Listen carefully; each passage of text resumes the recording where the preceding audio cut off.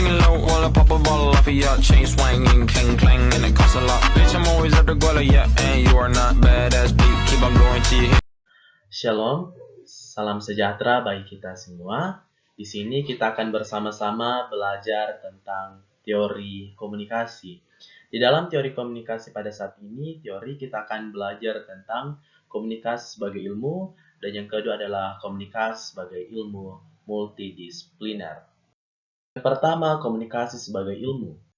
Teori komunikasi dalam ilmu komunikasi merupakan ilmu yang relatif muda usia dilihat dari sisi kemunculannya dibandingkan dengan ilmu-ilmu sosial lainnya.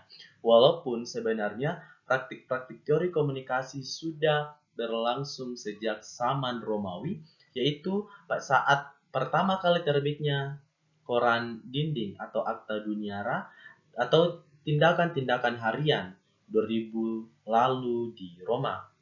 Hingga pada saat ini berkembang teori komunikasi semakin dengan berkembang peradaban manusia. Teori komunikasi menjadi suatu kebutuhan terutama untuk problematika hubungan antar manusia dalam kehidupan sehari-hari. Pada dasarnya, teori komunikasi mengajarkan kepada manusia bagaimana cara bertindak dan berperilaku sesuai dengan norma-norma kebudayaan melalui teknik-teknik penasaran pesan secara persuasif sesuai dengan teori komunikasi yang tepat.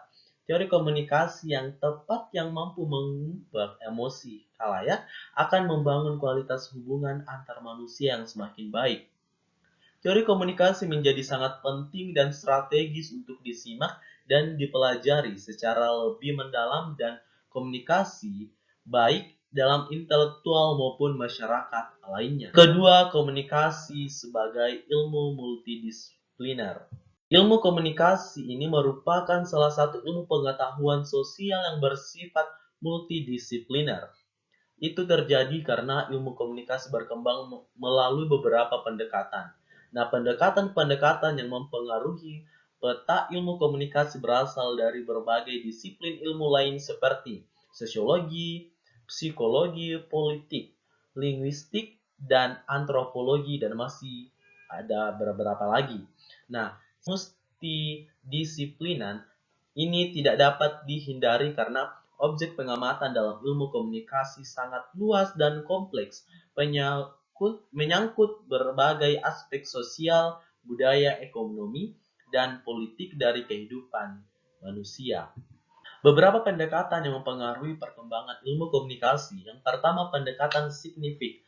Pendekatan ini ditandai dengan beberapa hal, yakni mengasosiasikan ilmu dengan objektivitas.